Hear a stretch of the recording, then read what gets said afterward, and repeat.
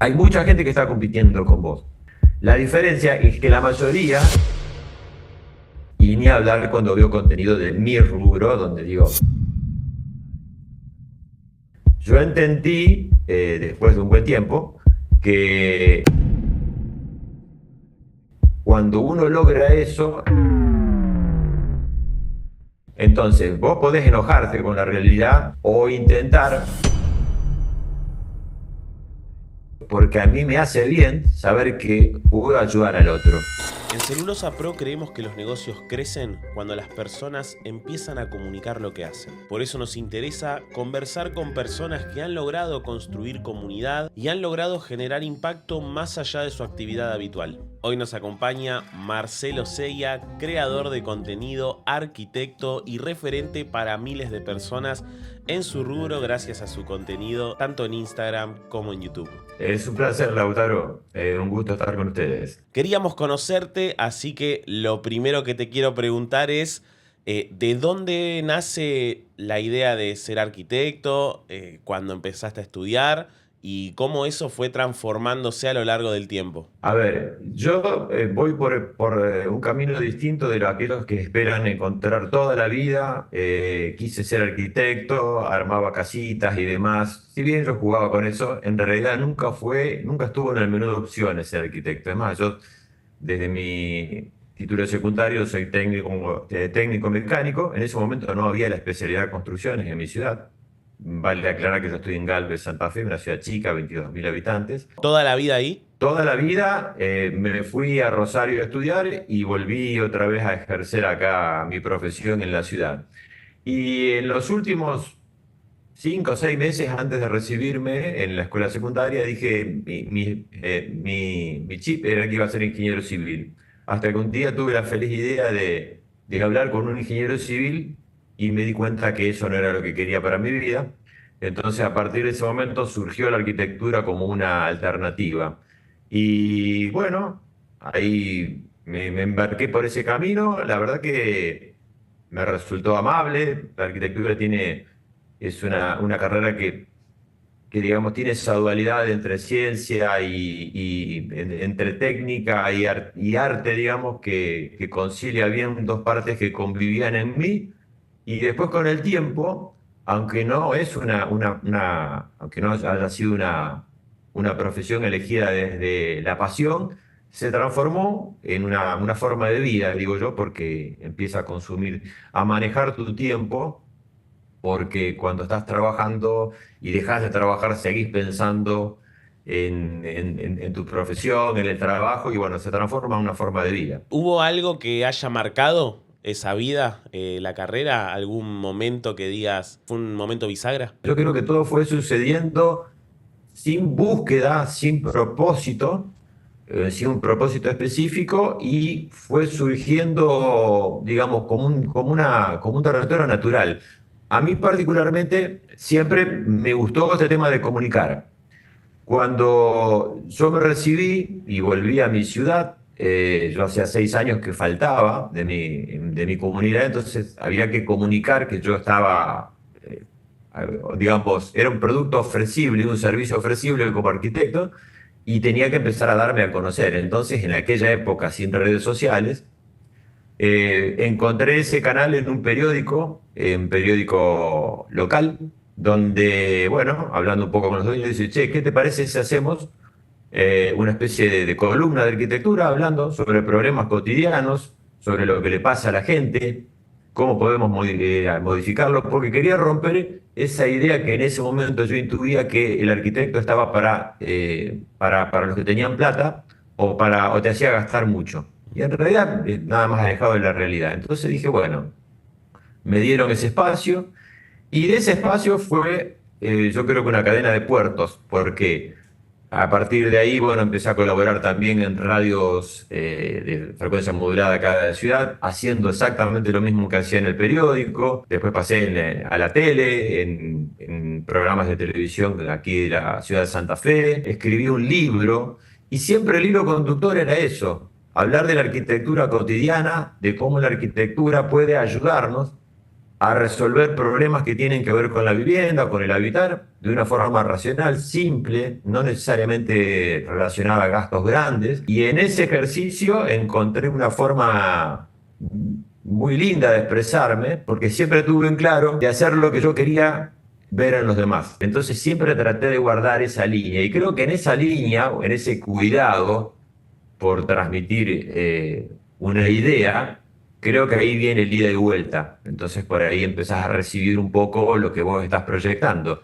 Y empiezan a aparecer estas cosas que hoy por hoy terminan decantando en mi casi que mi modo de vida como generador de contenido, sobre todo desarrollando un mayor, digamos, éxito, si se quiere. No es la palabra, pero una mayor explosión desde YouTube, por ejemplo, donde sigo haciendo lo mismo que hacía en aquel periódico local, pero nada más que con otras herramientas. Una necesidad de comunicar públicamente lo que sabías, tanto para mostrarte, como bien dijiste, un producto vendible, que sabías que podías hacer lo que habías aprendido, toda la parte de arquitectura, y al mismo tiempo para comunicar a los demás de la manera que a vos te hubiese gustado aprenderlo.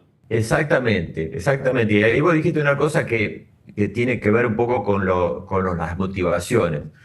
Al principio era básicamente, che, estoy acá en el mercado, vénganme a ver, encárguenme un trabajo. Siempre fue, creo que el sentido que primó cuando yo, y aún lo hago, hace 35 años que soy arquitecto, me dedico al diseño, a la construcción y demás, pero en un momento se transformó casi como en una vocación de servicio. Es como que pasó el sentido de conseguir más trabajo, que es el que motiva a la mayoría de la gente a abrir una red social, a conocer, a dar a conocer lo que uno hace, lo que uno ofrece, pero se transformó casi en la comunicación en sí como una obsesión particular y empezás a entender todos los vericuetos que hacen la diferencia entre tantos comunicadores que hay hoy ofrecidos en redes y demás, cómo poder llegar a la gente y a dónde, cuáles son los, digamos, los secretos o las líneas a seguir. Y hoy por hoy, si bien sigo trabajando como arquitecto, elijo un poco más las cosas, pero me sigo desarrollando, digo yo, sigo siendo arquitecto, nada más que de otra forma, a partir de esta comunicación y de lo que se genera a partir de YouTube también, porque te genera otra red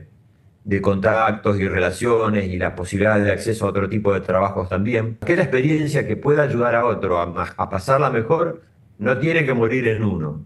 Sería una actitud egoísta. O sea, yo necesito comunicarlo y necesito contar si algo que yo sé puede aliviarle un mal, vamos a llamarle así entre comillas, a otro, una duda, un problema, y por qué me la voy a callar. ¿Cuándo sentiste que el contenido empezó a convertirse también en una herramienta para poder vender, para poder posicionarte en el mercado, para comunicar también, obvio? Cuando abrí la cuenta de YouTube, en realidad es como abrir cualquier red social. El sentido primario con que todos abrimos una red social es para darnos a conocer, es una especie uno busca poner una vidriera para que la gente que pase por ahí adelante entre y consuma el servicio o el producto. Yo lo abrí de esa forma. Al principio ni siquiera tenía mucha vergüenza de grabarme, porque aparte era un medio donde no me movía bien, digamos. Y empecé a subir extractos de los programas en los cuales había participado en ese programa de televisión. Obviamente no pasaba nada. Pasaron meses que no pasaba nada. Y en un momento, un día, vi que uno de los videos que había subido empezó a crecer exponencialmente. Cuando me puse a investigar en las métricas las estadísticas de YouTube, me di cuenta que la mayor cantidad de visualizaciones de ese video en el cual yo hablaba de cómo proteger a los techos del calor venían de Centroamérica. Y el crecimiento era exponencial día a día, era una cosa rara, porque había estado muerto y dormido durante un montón de tiempo. Y me di cuenta que en ese momento venían de Centroamérica casualmente, o no casualmente, porque estaban pasando una ola de calor extremo. Entonces la gente estaba buscando cómo refrescar la casa, cómo proteger los techos del calor, etcétera. Entonces me di cuenta y digo, bueno, pero si esto puede crecer a partir de tocar ciertos temas, de comunicarlos de tal forma, de hablar de cosas que a la gente le preocupen, que resuelvan problemas masivos, digo, acá hay una beta interesante, dije. Y empecé a mirarlo con un poco más de pensamiento lateral. y empezás a averiguar por dónde pasa el asunto, cuáles son las recetas o las fórmulas que habría que seguir, qué temas habría que tocar y demás. Y empecé a hacerlo con un poco más de intención. Hasta que iba creciendo, creciendo, se fue, en un momento se empezó a hacer muy grande todo, mucho feedback con la gente, comentarios, empezaron a llegar suscriptores, intereses de marcas por patrocinar y demás. Entonces dije, bueno, ¿por qué no la faceta de generador de contenidos, que creo que es la que mejor me cuadra hoy, porque uno genera contenido para mostrarlo en distintas redes, digamos. Y aparte, bueno, venís, como dijiste, de por lo menos escribir una columna en una revista, después pasar a la parte de radio, todos que se va combinando y que va armando la experiencia, ¿no? Y bien Ujú. decías antes también, hay muchos comunicadores, más hoy en día en redes sociales, hay mucha gente que sale a hacer videos.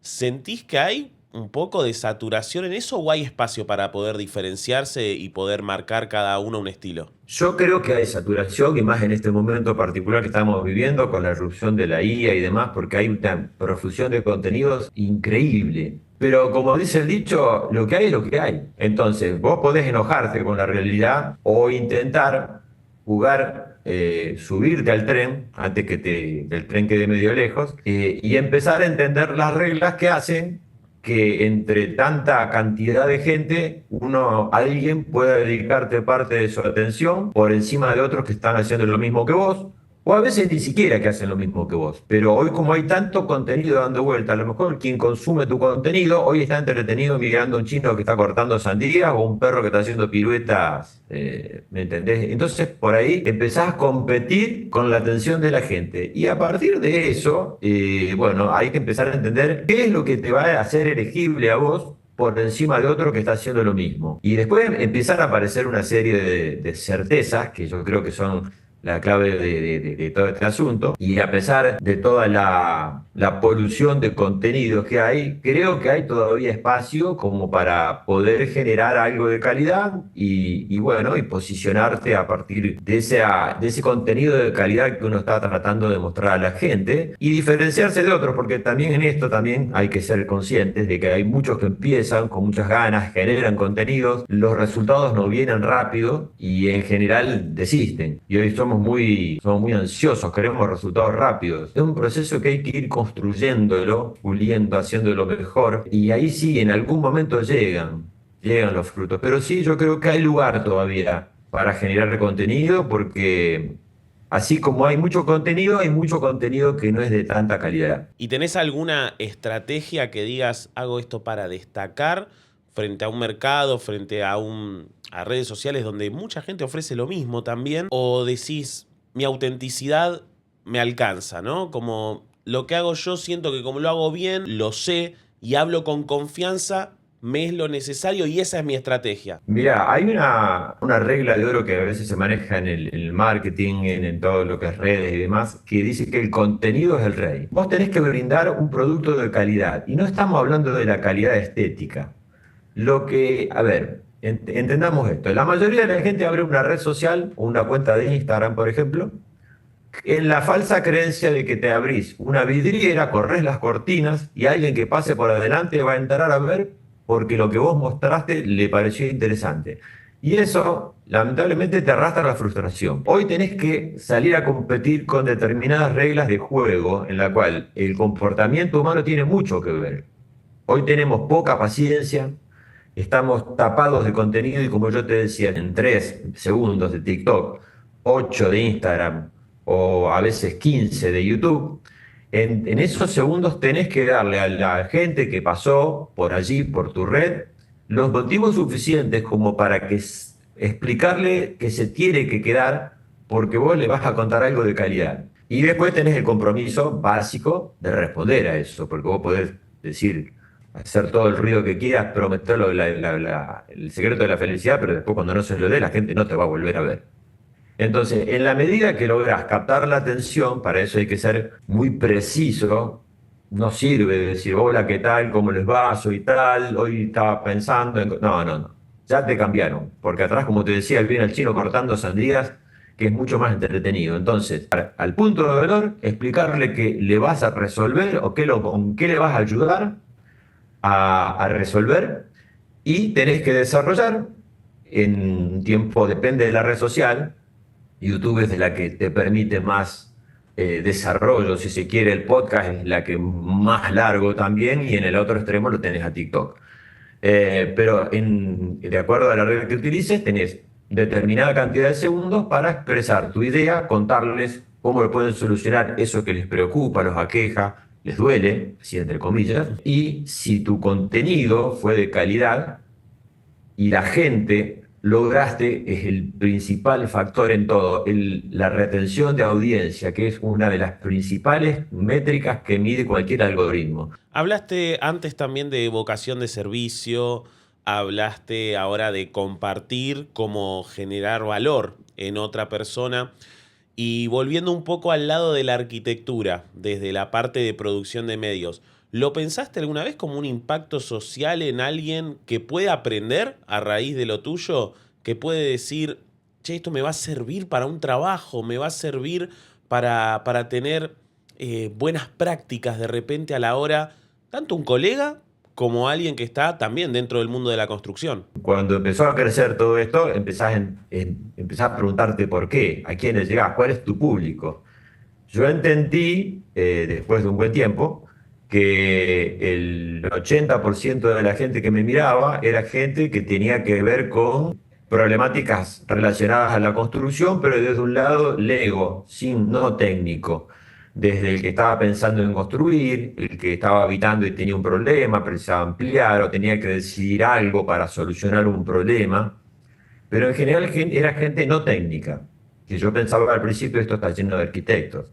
No, resulta que entre un 15 y un 20% son estudiantes de arquitectura y arquitectos, o arquitectos, o gente relacionada a la construcción. Empezás a entender que hay motivaciones distintas y vos hablabas de la motivación de uno. Yo básicamente, aunque parezca, pueden no creerme, digamos, pero también me motiva una vocación de servicio porque a mí me hace bien saber que puedo ayudar al otro. Y no se trata acá de dádiva, no se trata de solidaridad, nada, no estoy hablando de que me encanta saber que algo que a lo mejor muchas veces aprendí, sobre todo por el camino del dolor o de la equivocación, puede ayudarle a otro a pasarla mejor, a resolver las cosas más rápido. Entonces, en eso habrá distintos caminos, porque a lo mejor estaré ayudando a la persona que tiene que decidir qué sistema constructivo tiene que elegir para construir su casa, pero también estaré ayudando a lo mejor al estudiante que se está por recibir y no sabe bien a qué rama dedicarse, o al arquitecto que no tiene mucha experiencia y no sabe cómo manejarse ante un cliente o cómo resolver tal o cual situación constructiva. Y también, ¿por qué no? El último sería a servir, no sé si de ejemplo, no me gusta la palabra, pero servir de inspiración, me gusta más, a otros que dicen, puta, si este tipo lo pudo hacer con la cabeza llena de canas, ¿qué me voy a preocupar yo que tengo mucho más camino por delante que él y puedo hacer con lo mío, utilizarlo como ejemplo y decir, che, yo puedo utilizar las mismas estrategias, el mismo camino que él siguió para poder hacer de lo mío algo un poco más conocido? Porque te digo la verdad, cuando uno logra eso, entras en una sinergia que hasta como que le da sentido a la vida de otra forma también. Y va también ayudándote a ir mejorando, ¿no? Video tras video, presentación tras presentación. Y al mismo tiempo te motiva a tener mejores prácticas, porque decís, si encima voy a mostrar lo que estoy haciendo, por lo menos lo tengo que hacer cada vez mejor. Yo tengo en claro que en esto, y esto lo puede tomar cualquiera también, porque fue un camino que recorrí, uno tiene que primero tener en claro, en principio, tratar de hacer algo que te gusta, que eso es el gran secreto. El laburo se tiene que parecer lo menos posible a un trabajo, tiene que ser una diversión también. Hacer lo que te gusta y lo que se te da bien, y explotar lo que se te da bien también. Segundo, tenés que tratar de hacerlo todos los días mejor, porque corres el riesgo de que si te va bien con 2 o 3 videos o 2 o 3 posteos o lo que fuera, o vendiste 2 o 3 cosas que un poquito más de lo normal, uno se achanche y quede siempre pensando que la cosa va por ahí y no tenés que moverte, no.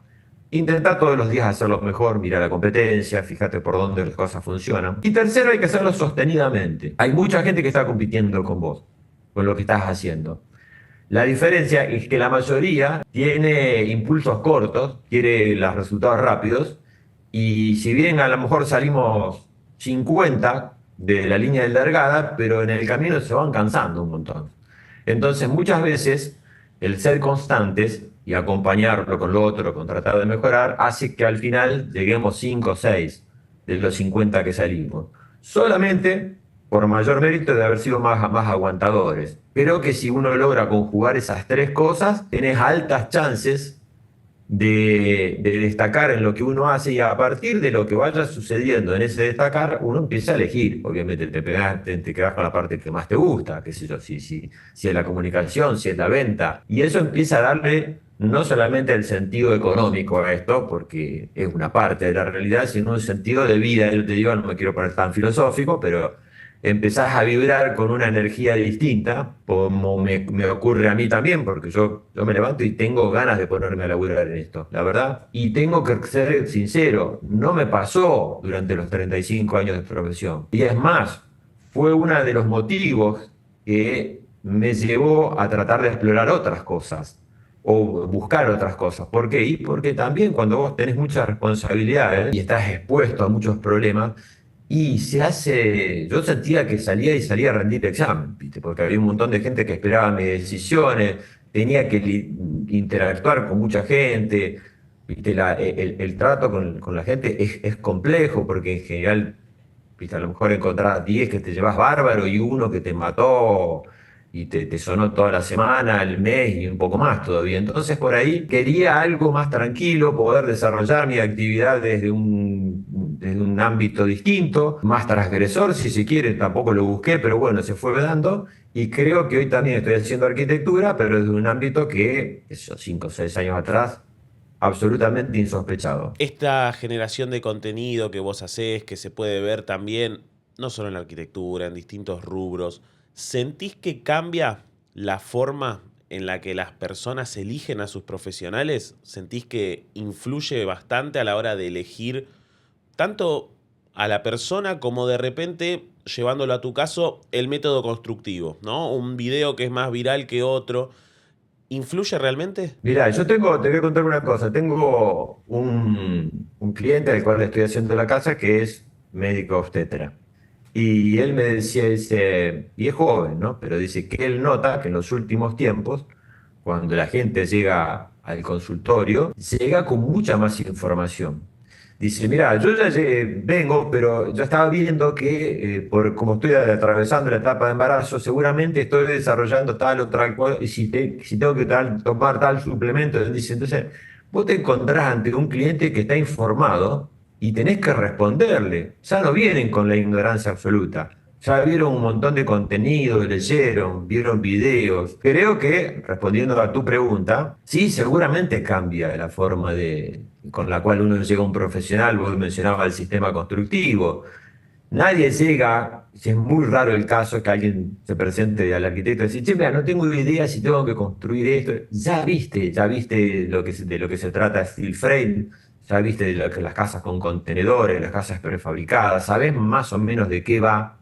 No sos una eminencia, pero digamos, sabés de qué va y tenés más o menos el panorama en claro. Entonces ya llegás a ese profesional que te va a acompañar en ese camino, pero con mucha información. Y sí, influye mucho, seguramente, en la elección del profesional, en cómo te relacionas con él. Yo siempre le doy mucha importancia a que a pesar de toda la información, siempre hay un factor humano que tiene que ver con saber escuchar, acompañarse, acompañarlo en el desconocimiento, en la duda, en los miedos.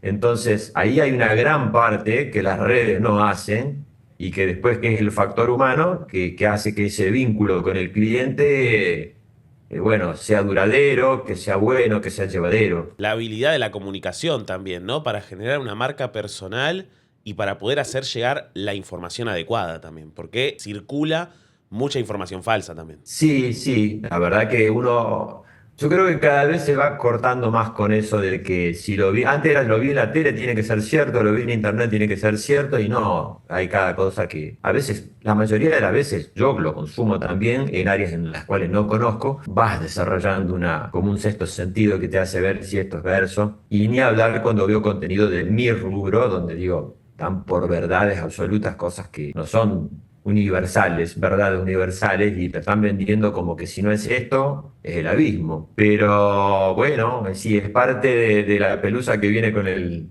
durazno también, porque uno tiene que aprender a elegir de dónde se nutre. Y por ahí, qué sé yo, en general creo que todos no somos tontos y sabemos, digamos, de quién está hablando desde la seriedad, quién está hablando solamente para hacer un contenido viral y quién está hablando desde la experiencia. Y bueno, yo creo que hay caminos también como para que en el consumo no ser embaucado, y creo que hay mucho de poder en el público, ¿no? La gente no es tonta. Como para ir cerrando ya, ¿qué recomendación le das a alguien que tiene habilidades, que tiene conocimientos, que ya estuvo con el librito en la mano, pero todavía no se anima a mostrarse en redes, a comunicar, a mostrar una faceta también de poner la cara, ¿no? Y expresar también lo que sabe? Lo primero que creo que hay que hacer es no sobrepensar demasiado. Hay que hacer, porque muchas veces uno, en el afán de que todo esté perfecto, morís en la búsqueda de la perfección y no terminás haciendo nada. La mejor forma de aprender es hacer y equivocarse. Obviamente, tenés que tener un mínimo indispensable de calidad en lo que vas a ofrecer, tratar de buscar, bueno, técnicamente un buen sonido, una buena imagen, elegir buenos temas, tratar de explicar lo que vas a explicar de una forma clara, pero animarse. Después la gente te va a perdonar si tenés cara de lo que tengas, si dormiste mal ese día, porque sabe que sos humano. Y creo más todavía te diría que cada vez más ese toque humano va a ser más valorado, porque hoy ya vos mirás televisión y no sabés, no, yo creo que se sabe, pero lo que es guía y lo que no es guía, hoy todas las publicidades que yo estoy viendo por televisión, estaba viendo dentro del Mundial y demás, ya no sé si hay alguno que fue a ser filmado, la mayoría está hecho con IA. Y yo creo que cada vez más se va a valorar ese factor humano, esa imperfección, esa duda, ese blooper que te mandaste. No hay que maquillarlo tanto, hay que mostrarlo tal cual, porque en la autenticidad también está parte de esa construcción de marca. Hay que mostrarse auténtico, hay que animarse. En general, la mayor cantidad de críticas está en los prejuicios, en lo que uno cree que los demás van a opinar, que después no es así. Cuando después te mirás en los comentarios, no es así. Yo me hacía un montón de monstruos en la cabeza que no. Y sí, te das cuenta a lo mejor que el video que hiciste, sí, podría haber sido mejorado, porque no salió bien, porque salió allá, mirá, la planta que no quería que se vea, la ropa tendida. Bueno, vamos, lo podemos mejorar, lo podemos mejorar. Tener esa visión crítica con uno, pero hacer. Cada vez que hagas algo va a salir mejor y mejor y mejor, al punto que va a llegar un momento que después del 50º posteo, mires para atrás y digas, mirá la porquería que hice, y sin embargo, fíjate todo lo que he crecido. Y ese es el camino que todos recorremos, pero hay que animarse, no hay que pensar tanto. La gente no está pendiente tanto de tus supuestos imperfecciones, que viven más en la cabeza que en lo que realmente piensa la gente. Marcelo Seiya, arquitecto, creador de contenido, muchísimas gracias por estar con nosotros hoy acá, por haber estado y haber tenido esta charla que a más de una persona que nos está viendo del otro lado le va a ser más que útil y es algo de sumo valor. Muchísimas gracias, en serio. Ha sido un gusto, Lautaro. Un saludo a todos. Muchas gracias y muchas gracias a ustedes también del otro lado. No se olviden de darle like, de suscribirse, de compartirlo, de dejar su comentario y nos vemos en el próximo episodio del ciclo de entrevistas de Celulosa Pro.